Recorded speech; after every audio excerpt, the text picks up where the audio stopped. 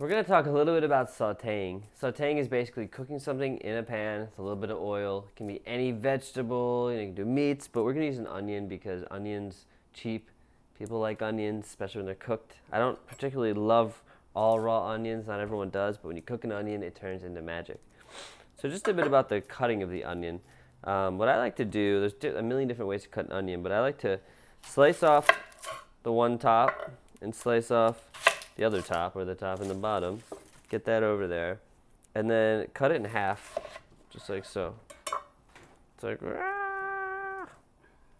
And the sharper your knife, actually the less likely you are to cry when cutting onions. So what I do is I peel off a layer of skin. Sometimes I'll peel this outer layer as well, and I'll just use that for stock, because I find that outer layer can have like a little bit of skin on it and can be a little bit tougher when you're eating it. But anyhow, just peel off the layer. Boom. Always save your scraps because you can make a great stock. And then there's different ways to actually cut this onion. So what you'll see a lot of times, chefs will kind of do this thing where they'll like slice through it here, slice through it here. You want to be careful with your fingers. Always be aware of where the knife is. Kind of give it these slices. And then they'll sort of go down. And you can use this method for a lot of different vegetables, even like apples. And they kind of slice it down. Now you have this grid of cuts. And when you turn it and you cut it, you get these nice little dices. See how it all kind of cuts like that? So instead of having to cut each piece and do it itself, it makes it very fast. So that is one cool way to cut little onion. Boom, boom, boom. My eye's starting to cry. It's okay. What I find, and I'm showing you this because I forgot, but if you're like cutting your onions and you're really like in there getting after it, your eyes will start to water. So what I like to do, if I remember and I forgot, is to kind of stand back a little bit. If you get in there, the onions release this thing that just makes people cry. And you can also, like, for the men, you know, if you have trouble crying, and you can pretend to your lady, like, I love you so much. Okay, so another thing you can do with onions, I can either just cut them like this, straight up, boom, to get these sort of little rounds, or that's like just kind of going like this, boom, boom, boom. Get these nice little like long pieces, or I can cut it the other way. And with an onion, since it is higher, and it's a bigger onion, you're not necessarily going to be doing the method where you're putting the tip of the blade down. It's a little bit more of a sawing action that I find, like that, right? And sometimes you'll see chefs just like, you know, if you have the sharp knife, that's cool too, and that can look impressive. But once you get here, I kind of bloop, go down, and then I have more surface space again. And just kind of saw through, nice and casually, and just sort of dice this thing up. Okay, boom, boom. And that last piece, be careful, because it will sort of slide. So if you need to, you know, turn it again and cut it a different way, it's totally cool. We get different cuts, no big deal. Now let's go over to the pan. What I have here is a non-stick pan, and you can use, you know, a regular frying pan. We end up using, this is a very good non-stick pan. The cheap non-stick pans, they can like break and kind of lose their non-stick coating. But we like to use this guy. This is Calphalon brand. It's good. They're not very expensive either. And all I do, we like using non-stick because you don't have to use too much oil. It's great for like if you're cooking like eggs especially, but things that stick, obviously non-stick, so it helps. So I just get a little bit of oil in there, and as the pan gets hot, you'll see the oil will start to like really kind of move or dance around, and that's when you know it's hot. You can also just kind of gently go like that. Let me get the heat up a little bit.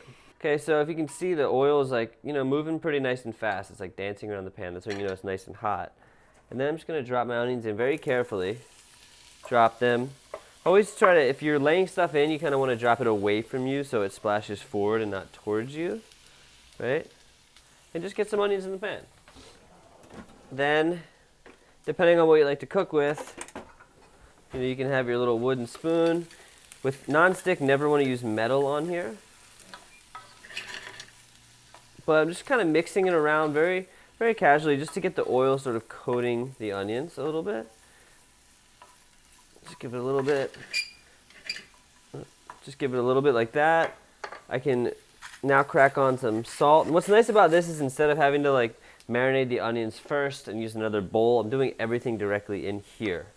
So I always like that. And just give it, anytime you add seasoning, just kind of mix it around because you want the seasoning to get some love all over the place. And then while that cooks, you'll see this a lot. People are like always kind of fussing with it and moving it around. And if you're cooking on like super high temperature, then yes, by all means, like make sure you're watching it. But it's also good just to let it sit. Let it sit. One side's gonna cook up and fry, and then we'll come back to it. All right, cool. So check out, the onions are starting to smell amazing. You're starting to see that brownage. That's like that caramelization, what you want. And they're just starting to cook down. If you cook the onions on very low, you'll basically be sweating them, and you're kind of like sweating out the flavor and making them soft but no color. But in the case of this, I really like to get that color. And I'll show you, there's another technique. This is like, if you really want to get fancy, you go like this, and then you sort of, it's like a push and a pull. Push and a pull. You flick it back. And this is when you see chefs and people are like, wow, that's so cool. It's just something you develop and practice in the kitchen. The first couple times you'll have food everywhere. Just make sure the hot food doesn't land on you and you'll be okay. But this is looking really nice. It's so simple. Sauteing onions, I could have peppers in here. You can saute broccoli. Really, most vegetables work. Oh, the smell. I also like to, with me personally, food is a very intimate thing. So just getting in there and kind of just giving it a whiff, really getting to understand it is great. Now with onions specifically, if you want to caramelize them, I could let them cook a little bit, get some color, and then turn the heat down super low and cook them for like 45 minutes, and they're going to get super sweet.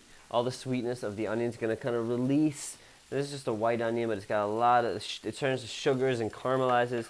But we're like looking at more of a fry here, so we don't have to sit here all day. But caramelized onions are freaking amazing.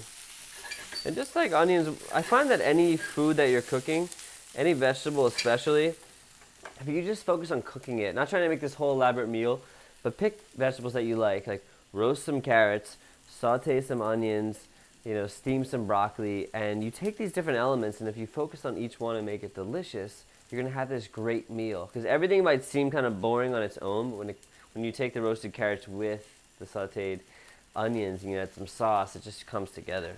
Cool, another like little fun little trick, if you do want to learn this hand flicking method that I was showing you this thing, is while you're watching TV or just while you're chilling in the kitchen, put some dried beans in the pan and just kind of like practice going like that, back and forth. It's cool, all right? Now these, you can let them go as long as you want. These are actually looking pretty good. At this point, I'm gonna add some pepper at the very end. I don't feel like I need to cook the pepper for too long. Like I said, pepper can burn. So I'm gonna add a little bit more salt at the end just to finish them up. And you can always try it and see if you like it. Like I could take one out and just, I'll do that, I'll show you. Not that you need to see how I try it, but take one out and just kind of get a sense of, is it cooked? Just like 30 more seconds. Another thing about onions is when you don't cook onions and they're raw, there's this very intense bite. It's like it can get stuck in your mouth. People like it sometimes, but for me, I don't like having that oniony taste in my mouth. When you cook them, that completely goes away. So if you're scared of onions, cook them first, try them like this, heaven. Just starting to get a little bit of burnage here. It's like caramelization. It's not a bad burn. Don't think like, oh, my food's burnt. Just getting that little bit of like charred, and that's actually really nice. That's gonna add a cool flavor. You don't want them all to be completely burnt, but at that point I know I can turn this off and then just simply go like that. Boom. Sauteed onions. I'm telling you, grilled onions, sauteed onions. You do the same exact thing with some red peppers and you have an amazing meal.